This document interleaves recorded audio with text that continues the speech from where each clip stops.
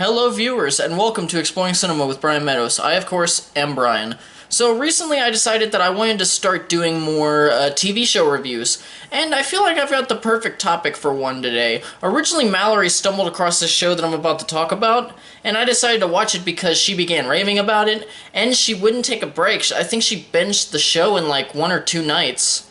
And I just finished the show, and I absolutely loved it, honestly. This is my review on the first season of the Netflix original show, Anne with an E. And it's not really a Netflix original show, it's actually a Canadian show, but the only way that you can get it outside of Canada is through Netflix, so that's why it's considered a Netflix original. The show is based off of the famous 1908 novel titled Anne of Green Gables. It's the story of Anne Shirley Cuthbert, an 11-year-old orphan girl who is mistakenly sent to Matthew and Marilla Cuthbert, a middle-aged brother and sister who had intended to adopt a boy to help them with their farm. And this all takes place in the fictional town of Avonlea on Prince Edward Island.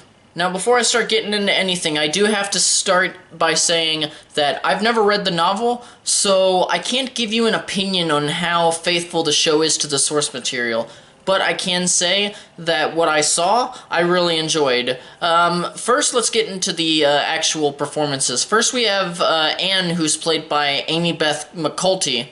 So, as I said earlier, Anne is an orphan who's adopted by Matthew and Marilla, and she grows up on their farm Green Gables, which is where the title of the book comes from.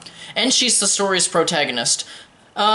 The show follows her as she makes social blunders and tries to quickly absorb the rules of social conduct, religion, and morality that other children have grown up learning because she'd been in other foster homes, but they mainly saw her as a bit of a slave, or, you know, in a nice way of looking at it, a maid, but really she was a slave.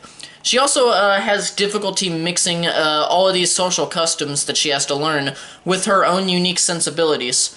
And she can be seen as a bit of a feminist, already believing that she can do anything that a boy can, and I'm quoting her directly. She's stubborn, passionate, loyal, intelligent. She loves beauty and fantasy, and legitimately wants to be a good person.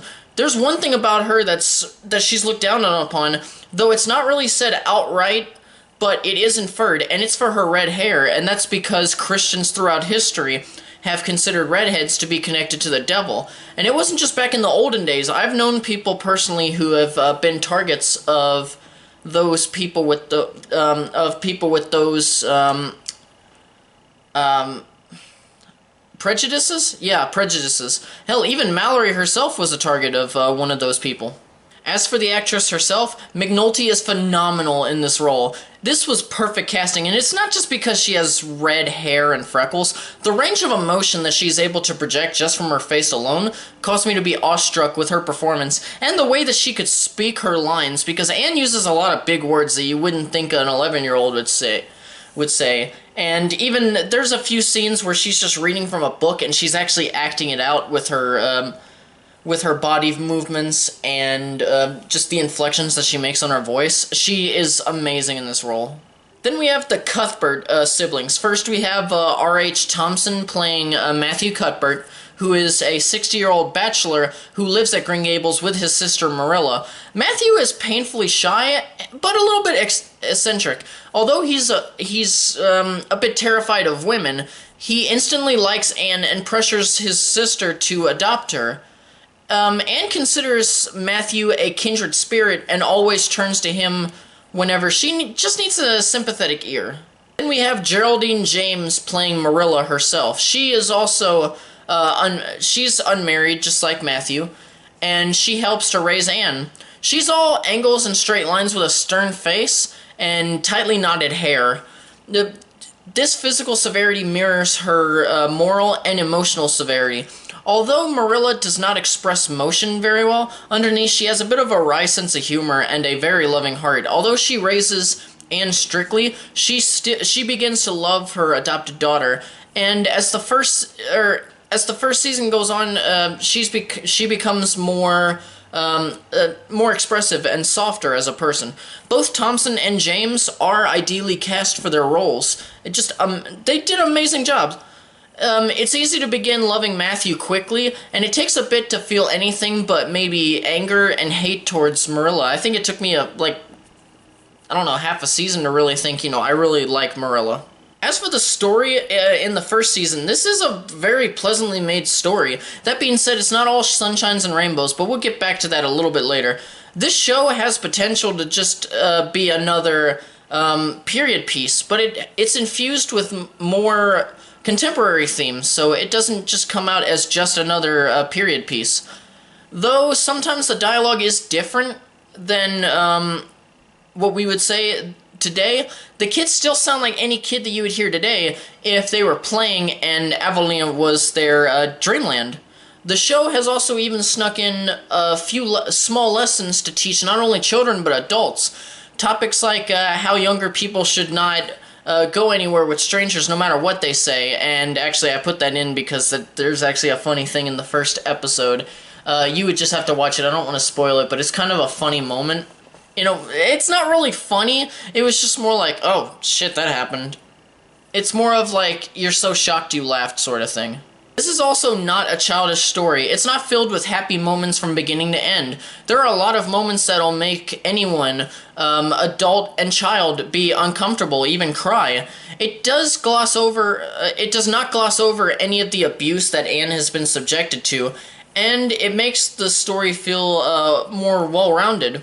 The score throughout is very pleasing to the ear, taking on more of a classical tone, but with instrumentals throughout sounding very folksy and mellow. It sounds mellow in calmer situations and being situational and very fast-paced in the more tense situations. And as for the opening song, the Canadian rock band, progressive rock band, the Tragically Hip, have one of their songs acting as the opening credits song. That song is Ahead by a Century, which is one of their well-known songs, I'm told.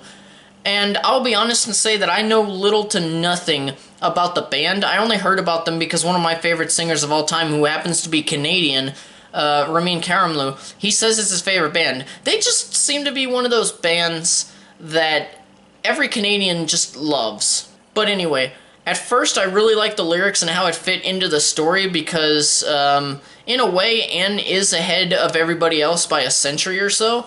The musical style, however, took a little bit to grow on me because throughout, though it does sound a tad bit folksy, I could feel the pop rock tones, and I didn't enjoy that aspect very much, maybe for the first couple of episodes, but now I kind of like it as an opening song for the show. To recap, Anne with an E is a really good TV show with a stellar performance from the lead, very nice and even pretty good performances from other supporting characters, especially the other two leads, Matthew and Marilla.